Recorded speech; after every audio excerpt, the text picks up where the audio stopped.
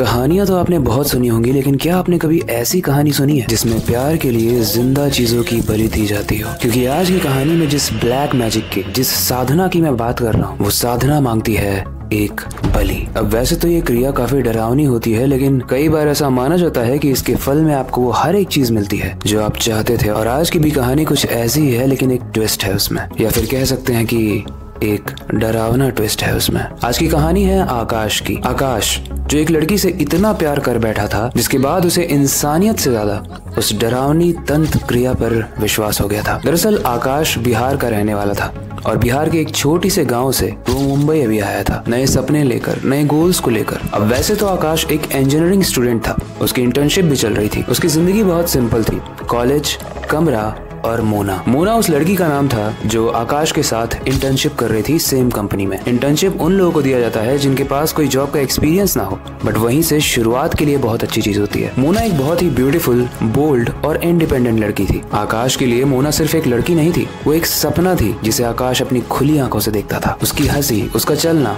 और आकाश की हर बात पर आकाश का साथ देना, उसका ये सब करना आकाश के लिए उसके दिल में बहुत गहरी जगह बनाया जा रहा था। लेकिन इंटरेस्टिंग बात यह है कि ये सब कुछ सिर्फ आकाश के दिल में हो रहा था। क्या मोना भी उससे उतना ही प्यार करती थी? और क्या है ये ओवरऑल स्टोरी, वही जानेंगे आज की स्टोरी में। बहुत इंटरेस्टिंग है, लेकिन उससे पहले हेलो गाइस, मेरा नाम है अविनाश कुमार और आप देख रहे हो हॉरर स्टोरीज।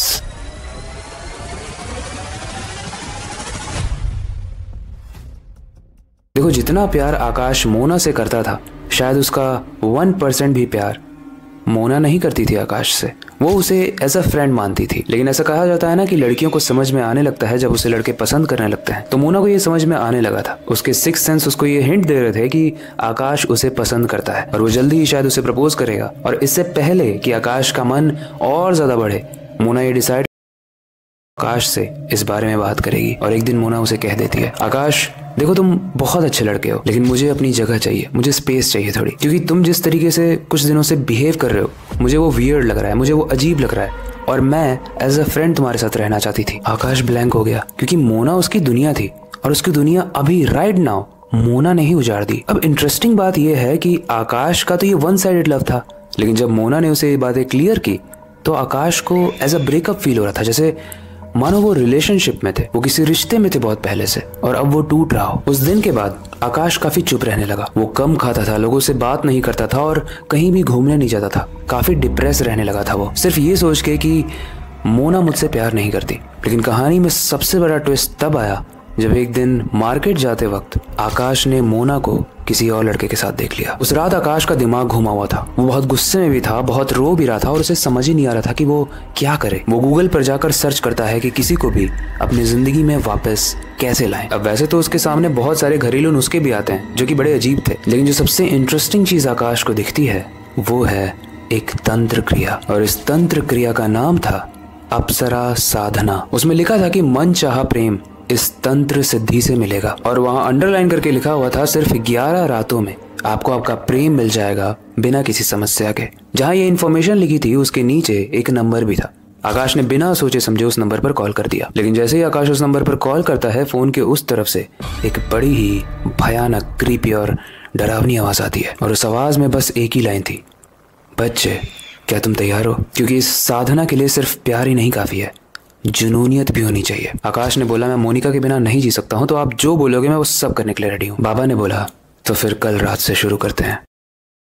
वो बाबा बताते हैं कि हर रात 11 बजे आकाश को उस फोटो के सामने मंत्र पढ़ना होगा, और वो फोटो होगी मोना की। और अगर उसने ये क्रिया कर ली तो आखिरी दिन मोना खुद चल के उसके पास आएगी। लेकिन एक बार अगर शुरू कर दो तो पीछे मत हटना, क्योंकि इसका बहुत डरावना अंजाम हो सकता है। अब पहली रात, जैसा बाबा ने बताया था, आकाश सारा सामान लेकर एक तालाब के किनारे बैठ जाता है, जिसमें वो सारा ही सामान था जो बाबा ने बताया था, जैसे मोना की फोटो, एक लाल दुपट्टा, कपूर, एक मिट्टी का दिया और मंत्र लिखा हुआ कागज। उसने मंत्र का उच्चारण करना शुरू किया, ओम ह्रीम क्रीम मोनिकाय नमः, इस टाइप का कुछ तो मंत्र था। अब पहली रात निकली, कुछ नहीं हुआ। दूसरी रात निकली, कुछ नहीं हुआ। लेकिन अब आती है तीसरी रात। तीसरी रात उस साधना को करने के बाद जब आकाश अपने घर वापस गया तो उसे कुछ अजीब सा फील हुआ। लेकिन तीसरी रात जब वो सोया तो उसके सपने में मोना आ रही थी।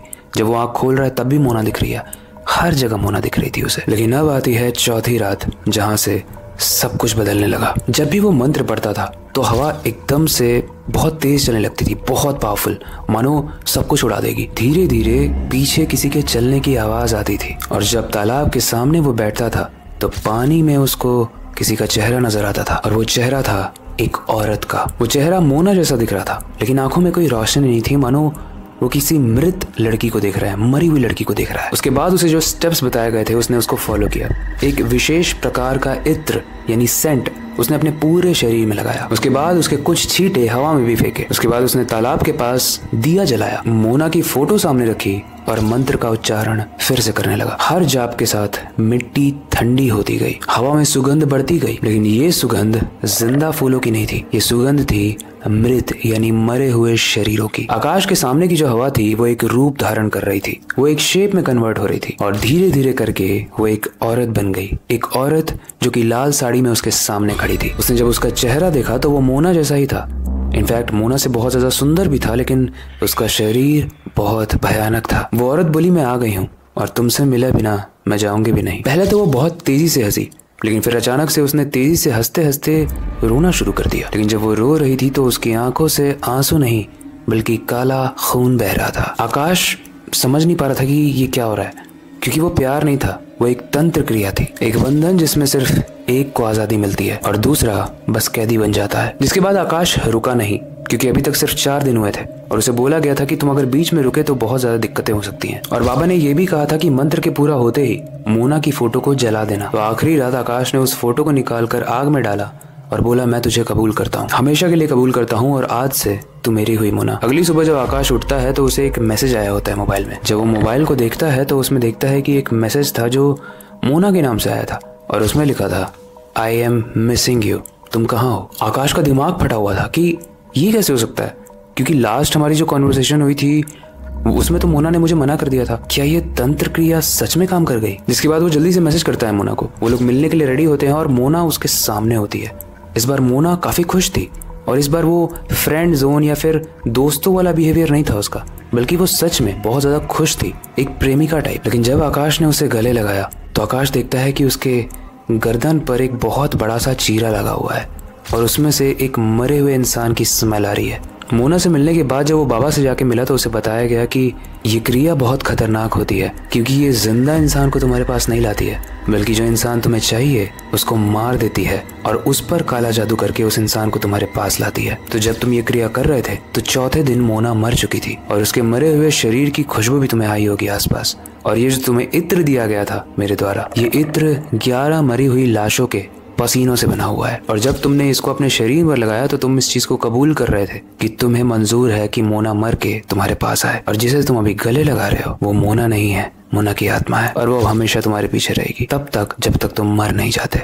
और ये सुनने के बाद आकाश बहुत शॉक्ड हो गया, उसके पैरों के नीचे से जमीन खिसक गई। उसने बोला, बाबा मुझे मरी हुई मोना नहीं चाहिए थी, मुझे चाहिए थी जिंदा मोना जिसे मैं प्यार कर सकूं। लेकिन बाबा ने बोला कि काली चीजें ऐसे ही काम करती है, तुम्हें समझना चाहिए था अगर मोना तुमसे प्यार नहीं करती तो ये तरीका सिर्फ उसे मारता ही। वेल गाइस, कहानी तो यहीं तक थी, लेकिन इस कहानी को पढ़ने के बाद एक चीज तो सेंस बनती है, शायद ये काला जादू काम किया हो ना किया हो, बट ये लगभग मरने के बराबर ही है अगर आप किसी इंसान को पसंद नहीं करते हो फिर भी आप उसकी लाइफ में अगर रहते हो तो। और मोना जिंदा हो चाहे मुर्दा, अगर वो आकाश को पसंद नहीं करती तो अगर जिंदा में उसे कैद करके रखता तो भी एक तरीके से मरी ही होती मोना, और मरने के बाद अगर मोना आई है तब तो वो मरी गई है। इसलिए हम इंसानों को ये चीज समझना चाहिए कि हर बार बात ईगो की या रिजेक्शन की नहीं होती। हो सकता है आप किसी को पसंद कर रहे हो, लेकिन जरूरी नहीं है कि वो बंदा, वो लड़की, वो इंसान भी आपको उतना ही पसंद करे। तभी तो 5 उंगलियां डिफरेंट होती हैं, हर उंगली की अपनी पहचान है, हर उंगली का अपना काम है, हर उंगली की अपनी एक चॉइस है। एंड सेम इसी तरीके से इंसानों की भी। आज की कहानी काफी इंटरेस्टिंग थी, आपको कैसी लगी हमें कमेंट सेक्शन में जरूर बताना। और आपको क्या लगती है, ये कोई ब्लैक मैजिक जो होती है और काली तंत्र क्रिया, साधनाएं, ये सब काम करती हैं या फिर ये बस एक मिथ है? हमें कमेंट सेक्शन में जरूर बताना, हम आपके सारे ही कमेंट्स को पढ़ते हैं। पिछले वाली वीडियोस में काफी लोगों ने बोला था कि उन्हें लगता है कि भूत होते हैं, काफी लोगों ने उसका अगेंस्ट भी किया था, तो हमने सारे कमेंट्स पढ़े थे। आपके पास अगर कोई सजेशन है जो आप हमें देना चाहते हो, जो हम आने वाली स्टोरीज में कवर करें, तो उसका टाइटल आप हमें कमेंट सेक्शन में बता सकते हो। बाकी वक्त आ चुका है इस स्टोरी को एंड करने का और नई स्टोरी पर काम शुरू करने का, लेकिन जाने से पहले मैं बस एक ही चीज कहना चाहूंगा, अपनी क्यूरियोसिटी को डाय मत होने देना, नई चीजें सीखते रहना, अपने बेड के नीचे और खिड़की के बाहर जरूर देख लेना। मिलते हैं अगली वीडियो में।